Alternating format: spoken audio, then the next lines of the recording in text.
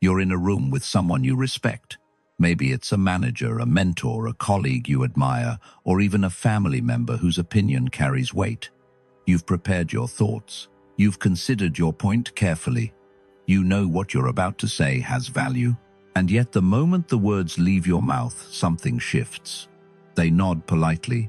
Their eyes drift slightly.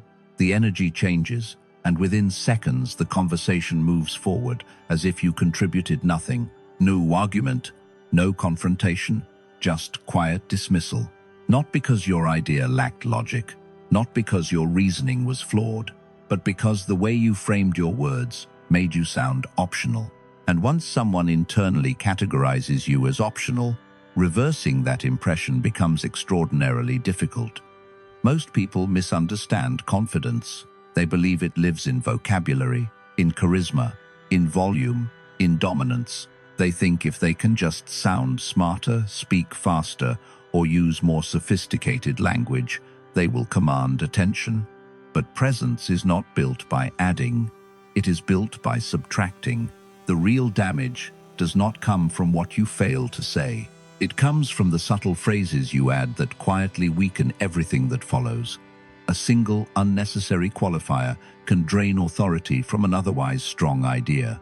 A reflexive apology can reposition you beneath the person you're addressing before your request is even heard. A small disclaimer can tell the room you don't fully stand behind your own thinking, and the tragedy is that you don't even notice you're doing it. These phrases feel polite, they feel humble, they feel socially safe. But safety is not the same as strength. The Stoics understood something modern communication culture has forgotten. Strength does not need decoration. Marcus Aurelius reminded himself repeatedly to stop performing virtue and simply embody it. The same principle applies to speech. Stop performing confidence while using language that signals insecurity. Just remove the language that undermines you. What makes this problem dangerous is how invisible it is. You are not trembling. You are not stuttering. You are not panicking. On the surface, you appear composed, but embedded inside your sentences are signals of hesitation, signals of doubt, signals that suggest even you are not fully convinced by what you're saying. And if you are not convinced, why should anyone else be? Human beings are constantly scanning for certainty, not arrogance. Certainty. The difference matters. Arrogance demands agreement. Certainty simply stands. When someone speaks with internal conviction, the room leans in. When someone speaks while subtly apologizing for their own thoughts, the room leans away. You can feel this dynamic play out in meetings, classrooms, family discussions, even casual conversations. Two people say essentially the same thing. One is engaged with seriously, the other is brushed aside. The difference is not intelligence. It is not status. It is not even experience. It is language that either anchors the statement or weakens it before it has a chance to land. Epictetus taught that we must first decide who we are and then act accordingly. If you see yourself as someone whose thoughts are worth considering, your speech must reflect that identity. If you constantly signal uncertainty about your own conclusions, you train others to mirror that uncertainty back to you. And over time, this becomes self-fulfilling. You speak tentatively. People respond tentatively. You internalize their hesitation as proof that you lack authority, so you hedge even more next time. A quiet cycle of self-diminishment begins. This is not about becoming aggressive. It is not about overpowering others.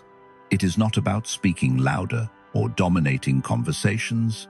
It is about alignment. Alignment between what you believe internally and how you express it externally. When those two are aligned, your presence stabilizes. When they are misaligned, people sense it immediately. You do not need to inflate yourself to be respected. You simply need to stop shrinking yourself unconsciously. And shrinking often happens through words that appear harmless, words that sound considerate, words that seem socially intelligent.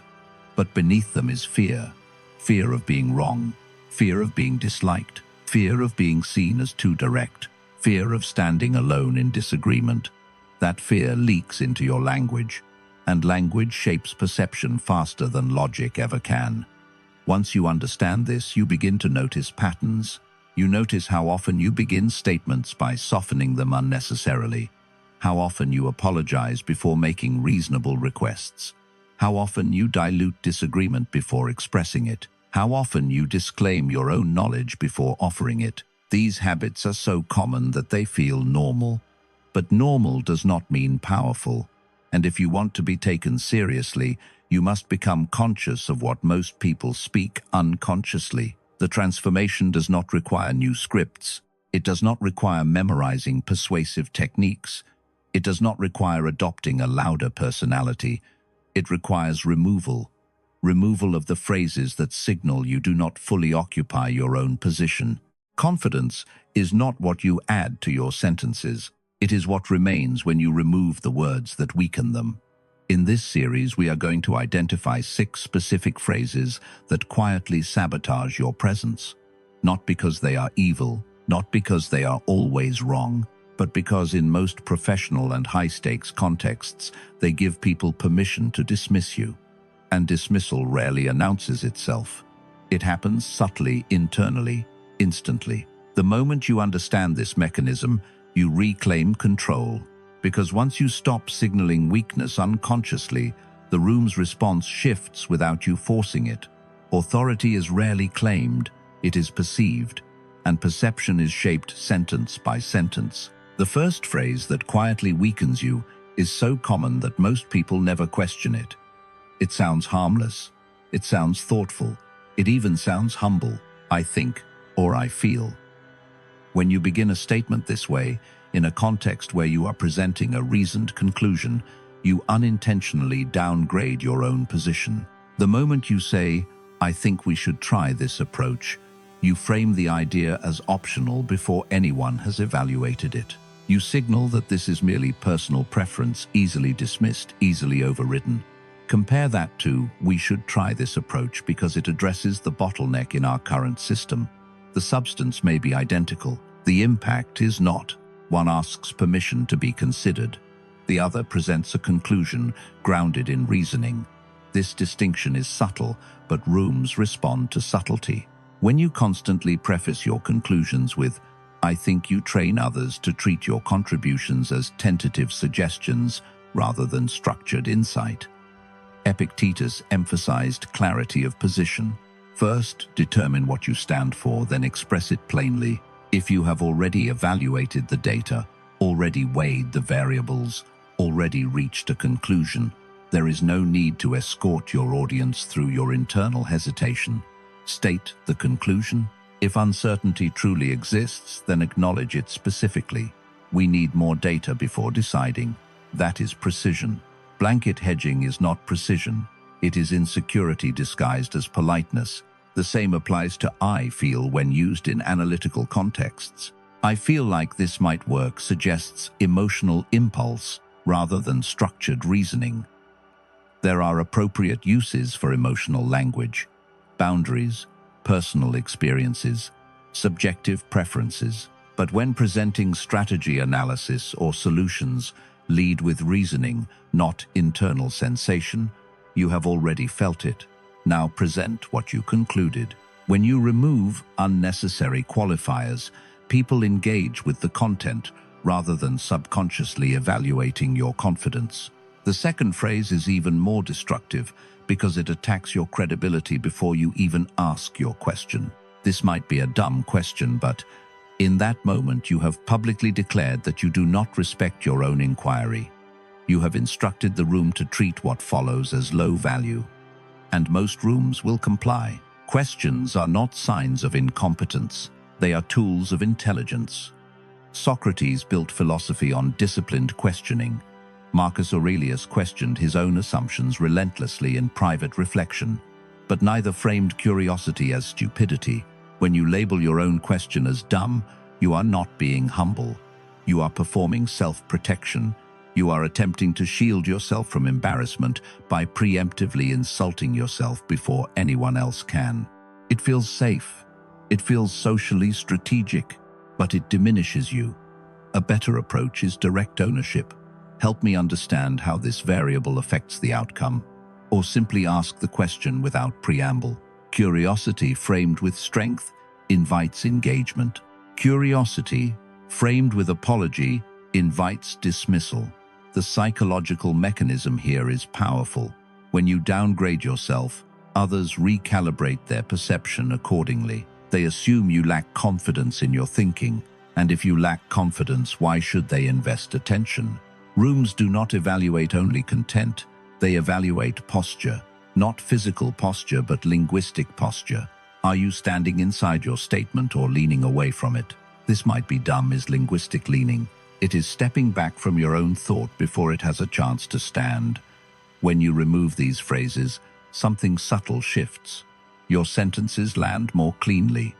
You sound measured rather than hesitant. You sound considered rather than uncertain, not because you changed your intelligence, because you stopped signaling doubt before doubt even existed.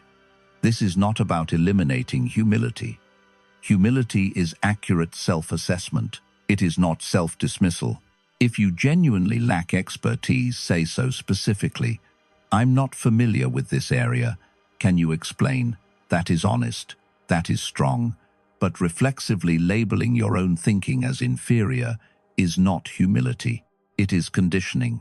And conditioning can be reversed. The discipline here is awareness.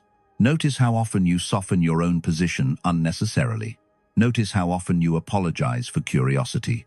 These habits form quietly over years, through social conditioning, through fear of appearing wrong, through desire to be liked. But respect is rarely earned through self-diminishment. It is earned through clarity. When you stop asking permission to think, people begin to treat your thinking as worthy of attention, not because you demanded it, because you assumed it. And assumption, when calm and grounded, shapes perception more powerfully than volume ever could. The third phrase that quietly erodes your presence sounds polite, it sounds considerate, it even sounds kind. Sorry to bother you, but the moment you begin a request this way, you announce that your need is an inconvenience before the other person has decided whether it is. You lower your own priority. You frame your request as something that requires forgiveness, simply for being spoken. And once you do that, people subconsciously treat it as optional. There is a difference between respecting someone's time and apologizing for taking up any space in it. The Stoics understood dignity as self-possession. Epictetus taught that no one can diminish you without your consent. Yet when you pre-apologize for a reasonable request, you grant that consent voluntarily. You signal that your needs rank below theirs by default. You may think you are being courteous. What you are actually doing is negotiating your worth before the conversation has even begun. Consider the subtle power shift. Sorry to bother you, but could you review this when you have time? Carries a completely different energy than, could you review this by Thursday? The first suggests your request might be unreasonable. The second assumes legitimacy. Neither is aggressive. The difference is posture. When you apologize for existing, you train others to deprioritize you. When you communicate directly, you train them to treat your words as part of normal exchange. Apologies have their place. If you made an error, acknowledge it. If you truly interrupted something urgent, recognize that. But reflexive apologies for ordinary communication are not humility. They are habit. And habits shape perception. When you remove unnecessary apologies, something shifts internally as well. You begin to feel more aligned with your own boundaries. You stop shrinking your presence to fit into imagined expectations. This is not about dominance. It is about equilibrium. The fourth phrase operates differently but produces similar damage. I'm no expert, but with these words, you preemptively disqualify your own contribution. You instruct the room not to take you seriously before you have presented your reasoning. Even if what follows is thoughtful, accurate, or valuable, the disclaimer lingers. It frames your statement as amateur commentary rather than informed input. Marcus Aurelius questioned himself constantly in private reflection, but when he acted with clarity. He did not introduce every position with a disclaimer of inadequacy. There is wisdom in acknowledging limits, but blanket disclaimers are not acknowledgement. They are retreat. If you truly lack knowledge in a domain, specify the boundary. I'm not trained in this field, but from a practical standpoint, that is precise. That is transparent. I'm no expert, as a habitual opener is different. It suggests you are uncertain of your right to speak at all, and rooms respond accordingly. When you undermine your own authority, others rarely rush to restore it for you. They accept the frame you provided. Language does not merely communicate information, it communicates self-perception. If you present yourself as tentative, you will be treated as tentative. If you present yourself as measured but grounded, you will be engaged as such. There is a quiet confidence in stating, based on what I've observed, or the data suggests. You are not claiming omniscience. You are presenting what you know. That is enough. The Stoic principle beneath this is inner conviction. Self-possession means you do not inflate yourself, but you also do not deflate yourself. You neither exaggerate nor diminish. You state what is true from your perspective and allow it to stand. When you stop apologizing for having needs and stop disclaiming your credibility before speaking, something changes in the atmosphere around you. People lean in rather than tune out. They evaluate your ideas on merit rather than filtering them through the insecurity you signaled. You do not need to amplify your voice to command presence. You need to stop subtracting from it. Most dismissal begins not with opposition but with the cues you give that invite it. Remove those cues and the room recalibrates. The fifth phrase appears harmless. It sounds collaborative. It even sounds thoughtful. Does that make sense? On the surface, it seems like you are checking for clarity, but beneath it lies something else. A quiet request for reassurance. A subtle question that asks not whether the listener understands, but whether your thinking is coherent enough to deserve approval. When you end your statement with, "Does that make sense?" you shift the frame. Instead of standing behind your reasoning, you ask the room to validate it. The responsibility moves from communicating clearly to being confirmed as sensible. That shift weakens your posture. Epictetus taught that before you speak, understand what you mean. Once you do, say it plainly. If clarification is needed, it will be requested. Confidence does not demand agreement. It assumes coherence. Consider the difference. You present your idea and stop. Silence follows. People think, questions emerge, engagement begins. Compare that to ending with, "Does that make sense?" Now hesitation becomes judgment. Any pause feels like doubt. You have invited the room to evaluate your clarity instead of your idea. There is a more powerful alternative. After making your point, ask, "What questions do you have?" or "What would you like clarified?" These phrases do not question your reasoning. They open the door to dialogue. They respect both your thinking and their intelligence. The distinction is subtle but profound.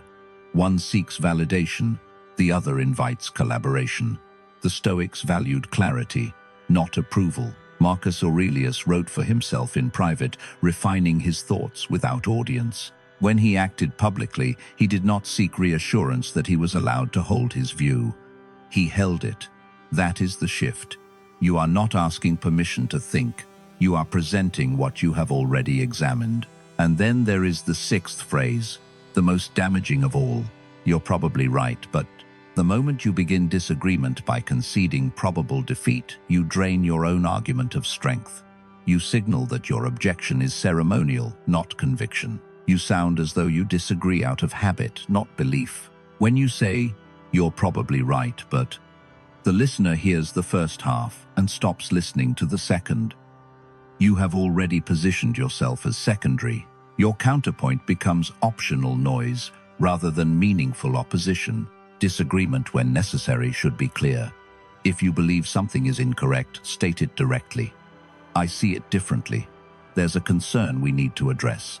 The data suggests another conclusion. These openings do not attack. They do not escalate. They simply stand. Weak disagreement is worse than silence because it communicates uncertainty about your own stance. Strong disagreement delivered calmly earns consideration. even when it is unpopular. The Stoics did not avoid conflict when truth required it. They avoided ego. There is a difference. To disagree confidently is not to dominate. It is to respect your own reasoning enough to let it exist without apology. When you stop preconceding every objection, people begin to evaluate your words rather than dismiss them automatically. They may still disagree, but they will engage, and engagement is power. Across these 6 phrases, a pattern emerges. I think. This might be dumb. Sorry to bother you. I'm no expert. Does that make sense? You're probably right, but each one subtracts from your presence. Each one signals that you do not fully stand behind your own thinking. None of them are inherently evil, but used habitually they create an identity of tentativeness, and rooms respond to identity cues instantly. Confidence is not volume, it is not aggression, it is not dominance, it is coherence without apology, it is clarity without self-minimization. You do not need to add more impressive words. You need to remove the ones that undercut you. Marcus Aurelius wrote, "Waste no more time arguing what a good man should be. Be one." The same principle applies to presence. Stop trying to sound confident while speaking the language of self-doubt. Eliminate the phrases that weaken you. Stand in what you know. Ask directly. Disagree cleanly. State your needs without apology. When you do, something shifts almost immediately, not because you changed your personality, because you stopped subtracting from yourself. Confidence is not what you add, it is what you stop taking away. Now we move deeper, because eliminating phrases is not a communication trick. It is a philosophical shift. Language reflects identity. If your words are tentative, apologetic, or self-diminishing, it is not because you lack vocabulary. It is because somewhere beneath the surface, you are negotiating your right to exist in the room. The Stoics understood that presence begins internally. Epictetus taught that no one can diminish you without your cooperation. When you preface your ideas with disclaimers, apologies, or concessions, you are cooperating in your own dismissal. You are lowering your own status before anyone else has the opportunity to challenge it. That is not humility. It is self-abandonment disguised as politeness. Marcus Aurelius practiced relentless internal clarity. In his private reflections, he questioned himself ruthlessly. But when he acted without hesitation. The clarity had already been decided within. That is the difference. The insecure mind debates itself publicly. The disciplined mind resolves internally, then speaks plainly. Self-possession means your thoughts belong to you before they are presented to others. You do not need the room's permission to hold a reasoned conclusion. You do not need to apologize for asking a thoughtful question. You do not need to concede before disagreeing. When your internal stance is stable, your external language simplifies naturally. This is why confidence is subtraction. You remove the hedges. You remove the apologies. You remove the disclaimers. What remains is clarity, and clarity commands attention without force. There is also a deeper fear at work in weak language. The fear of rejection, the fear of being wrong, the fear of social friction.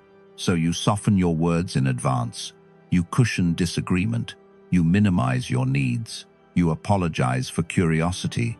It feels safer, but safety purchased through self-diminishment costs you respect. And often, it does not even protect you from rejection. The Stoics were not reckless. They were disciplined. They did not speak arrogantly. They spoke deliberately. They did not argue for ego. They stated what they believed to be true and accepted correction if it came. That is strength, not stubbornness, not aggression, clarity with openness. You can hold a position firmly without clinging to it emotionally. You can disagree without hostility. You can ask directly without apology. That balance is the Stoic ideal. If you find yourself defaulting to these 6 phrases, do not shame yourself. Observe it. Notice the moment before the phrase leaves your mouth. Interrupt it. Replace it. Instead of "I think," state the conclusion. Instead of "this might be dumb," ask directly. Instead of Sorry to bother you, state your request. Instead of, I'm no expert, present what you know. Instead of, does that make sense? Invite questions. Instead of, you're probably right, but state your disagreement clearly. Each correction strengthens internal alignment, and the more aligned you become, the less effort confidence requires. It becomes natural. The room feels it, not because you dominate, but because you no longer diminish. The Stoic does not seek to overpower the room. He seeks to master himself. And when self-mastery is present, speech becomes simple, measured, and steady. No performance, no apology, no hedging, just clarity. This is not about winning conversations. It is about refusing to surrender your presence through careless language. It is about self-respect expressed through precision. When your words reflect inner conviction, people respond differently, not because you demand it, because you embody it. In the final part, we will consolidate everything into a disciplined framework you can apply immediately in real conversations, so this does not remain theory but becomes practice. This is where everything becomes real, because insight without application changes nothing. You now understand the 6 phrases that weaken you. You understand the psychology behind them.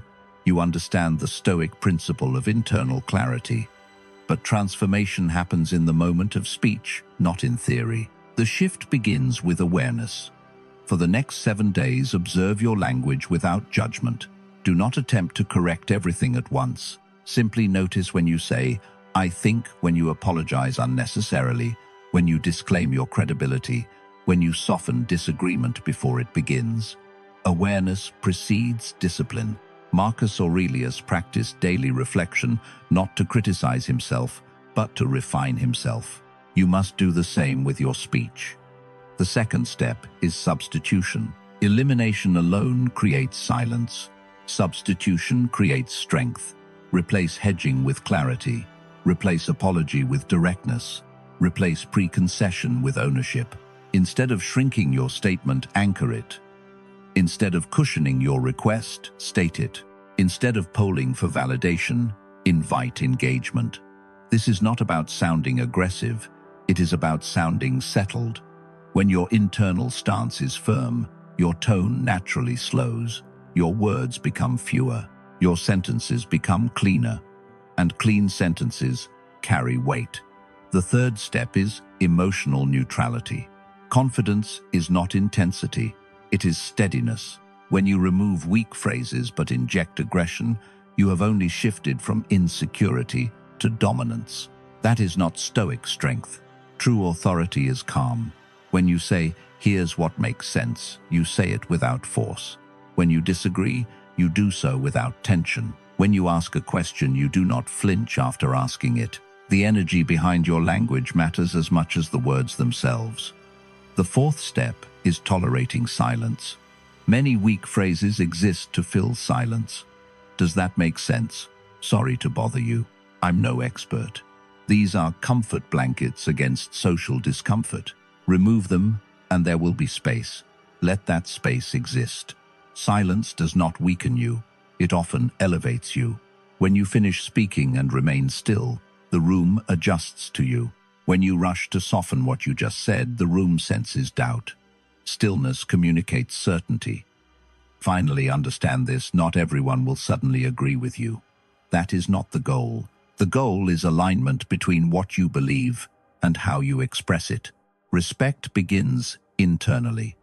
When you stop signaling uncertainty, you do not feel people engage with your ideas instead of your insecurity. And even when they disagree, they will respond to the substance rather than dismiss the delivery. The Stoics did not seek universal approval. They sought integrity between thought and action. Your speech is an extension of that integrity. Remove the language that contradicts your conviction. Remove the phrases that announce self-doubt before anyone challenges you. Remove the apologies for existing. What remains is simple: say what you mean. Own your thinking. Invite dialogue without begging for validation. Confidence is not about adding power to your voice. It is about subtracting weakness from your language. Practice this deliberately. Notice the shifts in how people respond. Notice the difference in how you feel after speaking. The transformation will not come from speaking louder. It will come from speaking cleaner. This is the Stoic discipline of language. Not performance, not arrogance, precision. When you stop giving people permission to dismiss you, most of them won't.